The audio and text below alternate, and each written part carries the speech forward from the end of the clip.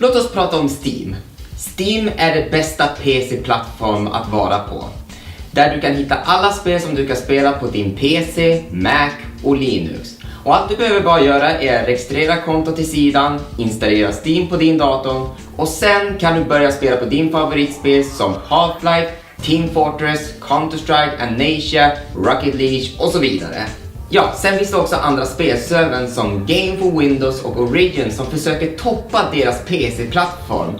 Men de har inte det som Steam har och de har ju bättre online-system, roligare poängpresentation och så är de kända på deras reapriser som de erbjuder hela tiden som 75%, 80%, 90% billigare. Så detta visar hur PC-spel kan vara bättre än de tv-spelskonsoler kan. Men det enda nackdelen med PC-spel är att när du spelar på din dator så fastnar du på din dataskärm. Ja, men du kan ju koppla din dator till tv om du vill få en tv-spelkänsla. Och Steam har ju lagt till Big Picture Mode i programmet så att de fyller hela skärmen för att vi ska få den känslan att vi sitter och spelar tv-spel. Men tekniken är komplicerad och att det lyckas inte att få oss att spela PC-spel från din tv. Men sen kom det, efter dissen på den nya Windows 8, en idé för att locka PC-spel till tv. Varför inte bara ta programmet, låna Linux som de la till i programmet och sen göra ett eget operativsystem som är likadan som Big Picture Mode och sen fråga andra dataföretag att skapa en specifik PC-dator för att använda deras operativsystem. Och sen 2013 kom det och då gick de ut 3 spännande nyheter till deras Steam-universum. Steam Machine, SteamOS och Steam Controllers. Detta var en steg framåt. En PC-dator som du kan koppla upp till din tv och spela de spel som du har redan på Steam. Genialt! Det hade en anmälning till att testa de produkter som är i betan innan de släpper ut till marknad. Och det var en stor, svart, häftig PC-dator som Valve har skapat. Fast synd att det bara var en betaprodukt. Det tog 2 år efter att det gick ut med det. Och det har varit förändring under de senaste tiden.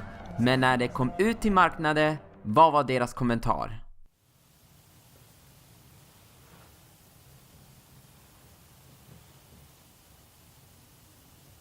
Är det här en PC-dator? Eller är det en spelkonsol?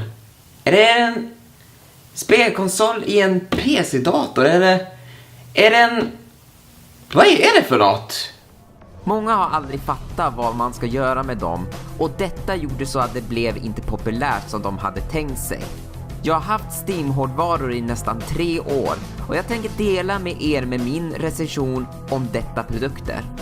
Så jag kommer dela dem i 2 delar så jag inte kör rakt på saken eftersom att de här produkterna är olika.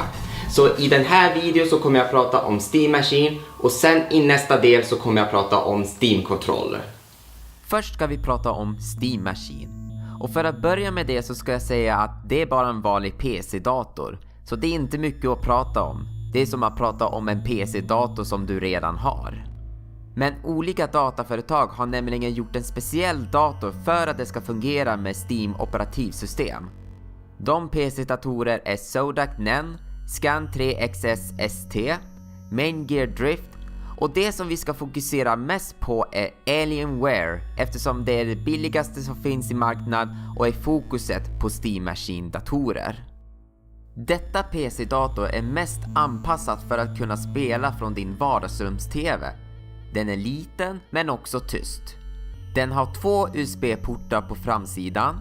Under datorn finns det en lock och där inne ligger en USB-port om du vill koppla en trådlös sticka från kontrollen om du inte vill att den ska visas fram. På baksidan har vi också 2 USB-portar, internetuttag, optikal ljuduttag, eluttag och 2 HDMI-portar. Och det smartaste att ha 2 stycken är att om din TV tar mer plats på HDMI så kan du låna en extra enhet från din tv-spelkonsol, DVD-spelare, mediaspelare eller annat från din PC-dator. Det finns olika modeller av Alienware. Men jag valde den näst minsta som har en Intel Core i3 Dual Core process men ökade med 1 terabyte hårddisk. Men som man kan göra med alla datorer är att du kan uppgradera med bättre process, minnen och grafik. Något som en tv-spelkonsol inte kan göra. Det var Alienware. Men om ni vill veta vad andra datorer har kan ni kolla upp det på nätet efter specs. Eller så kan du bygga en egen speldator som du får bestämma hur du vill köra den. Men nu tycker vi att vi slår på datorn för att berätta om operativsystemet SteamOS. Så detta operativsystem är förstås en Big Picture Mode. Men för er som inte vet om det så kan jag kort prata om det. Detta helskärmsmeny ska anpassa för att man ska kunna välja spel från din TV. På framsidan hittar du de rekommenderade spel som vänner brukar spela eller bara hoppa in direkt det du har spelat senast. Bibliotek är vad vi vet en samling på spel du har. Butiker där du skaffar spel. Och gemenskap för att läsa på alla dina vänners status på spel, chatta och även titta på din förråd. Du kan även komma in på internet genom att trycka in LB. Och du kan även göra det när du spelar. Så det är vad det är, en Big Picture Mode. Men vad är det som gör SteamOS speciell? Det första vi ska tänka är att detta operativsystem lånar från det öppna källsystemet Linux och att spelet går utan att den saktar ner eftersom att det är en speldator och du har bara spel och inget annat i bakgrunden. Det bästa är att du kan spela PC-spel som om du kör på en tv-spelskonsol. Men det dåligaste är Linux. Eftersom att den kör på den operativsystem så måste även spelet vara kompatibelt till det. Och det finns inte många spel som är kompatibel till Linux. Men eftersom de har Steam In-Home Streaming kan du streama dem från din PC till SteamOS om du vill köra spel som bara fungerar på Windows. Men jag har lite tekniska problem med min Mac-dator och vet inte vad det kan bero på. Men kanske är det bättre på en Windows-dator. Sen en rolig sak som du kan göra på en PC men inte en tv-spelkonsol. Och det är att du kan konfigurera grafik på den som fungerar för dig och även spelet. Och du kan även ha den högsta funktionen så du får den bästa grafiken än PS4. Men det kräver ju mer kraft i dator. Så för att prata om hur spelet fungerar, varför inte ta upp några spel och kolla upp? Det första spel som vi ska titta på är Half-Life 2. Spelet är ju förstås 14 år gammal, men den håller ju sig än idag. Grafiken håller sig bra, inga pixlar i kanten och sudd-effekten funkar ju rätt bra. Med en lite skillnad av konsolen så är undertexten lite för små för att läsa. Och det är för att formatet är ju mer anpassat för dataskärmen. Så om du vill ha större undertext så kan du ändra på formaten, men då blir bilden lite sämre. Till lite nyare spel som Portal 2. Där använder de grafiken på portalen för att teleportera från ena sidan till andra sidan. Och det håller sig utan problem. Till skillnad av konsolversionen så får du i PC-versionen mer bildfrekvens så att bilden flyter på. Nu till min favoritskräckspel, Amnesia The Dark Descent. Och jag kan säga direkt att grafiken på den här datorn fungerar super. Färgen och effekten matchar rätt bra på TV. Och bilden flyter på utan problem. Om man har en hemmabiosystem och att rummet är mörkt så får du den bästa effekten att spela Amnesia framför din TV. Mighty Number 9. Ja, jag vet att ni inte tycker om det här spelet. Och det håller jag med. Och det finns inte så mycket att berätta om det här spelet. Grafiken flyter på exakt som konsolversionen. Limbo. Finns inte så mycket att berätta. Grafiken är exakt likadan som konsolversionen. Det enda skillnaden är att PC-versionen så är bildfrekvensen högre än konsolversionen. Okej, det här är Payday 2. Detta spel fick jag gratis på köpet med Alienware Steam Machine. Och det tror jag för att de kan visa vad datorn kan göra. Och det gjorde det. Med den inställningen som är anpassad för det. En annan spel som jag också fick på köpet är Screen Sheet. I det här spelet går ut på att motståndare är osynligt för dig. Och för att veta var de är någonstans så måste du titta från andra rutor. Och det tycker jag är rätt roligt att jag fick det här spelet. Nu till de tunga spel som Tomb Raider. Här har jag ändrat lite i grafiken för att det ska anpassa för min Steam-maskin. Har stängt av suddeffekten och dragit ner till 720 pixlar. Men spelet fungerar rätt bra. Förutom att bildfrekvensen är lägre i det här. Och det är Laras realistiska hår som påverkar detta. Men grafiken är rätt bra. Om jag uppgraderar min Steam-maskin med bättre grafikkort och process så blir grafiken ännu bättre. Näst på tur är Outlast. Det enda ändring som jag har gjort i det här spelet är att jag har dragit ner på skuggeffekten.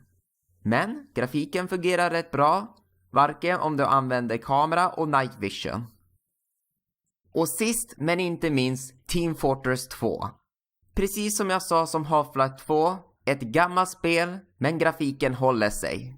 Men det bästa med Team Fortress 2 är att den uppdaterar hela tiden. Till skillnad av konsolversionen så kan de inte uppdatera så mycket. Inga nya banor, inga nya vapen, inga hattar som du kan sätta på spelare och inga modsaker. Så detta är närmaste du kan spela Team Fortress 2 till din TV. Och så är det förstås gratis. Och det var de spel som körs i SteamOS på Steam Machine. Och som sagt så fungerar de och det går att spela, beror på vad för kraft du har i din dator. Men det är bara de spel som bara fungerar på Linux. Så det är inte så mycket spel som du kan spela. En sista sak som jag kan säga är att du kan få fram Linux-skrivbordet.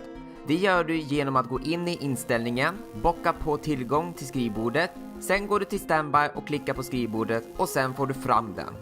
Anledningen du har tillgång till skrivbordet är att du kan konfigurera hur du vill datorn ska göra och att du kan ladda ner filer för att fixa till i SteamOS.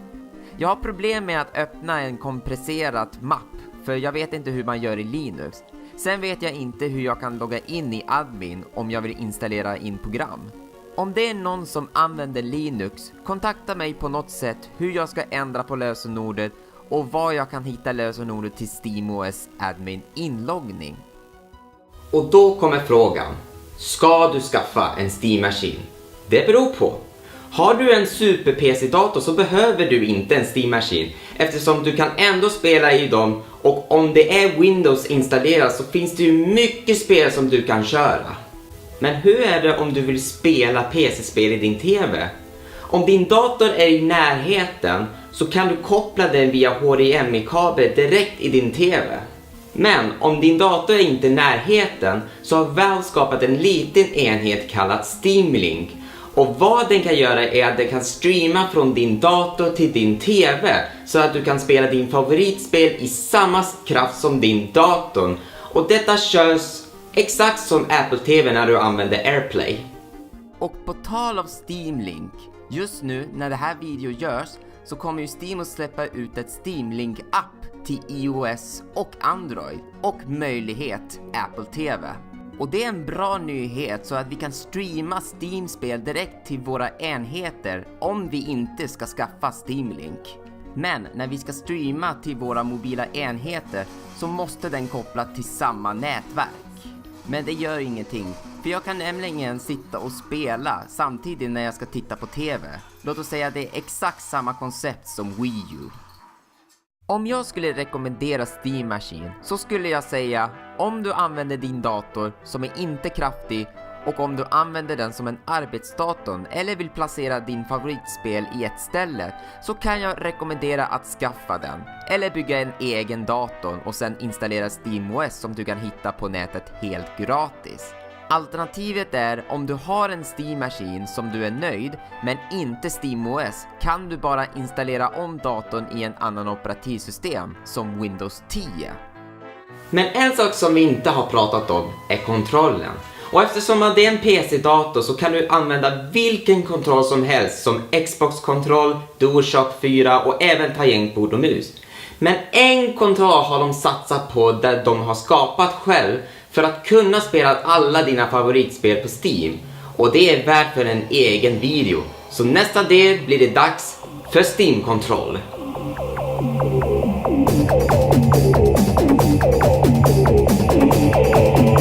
Och just nu kan du titta på del 2 direkt från min Patreon-sida.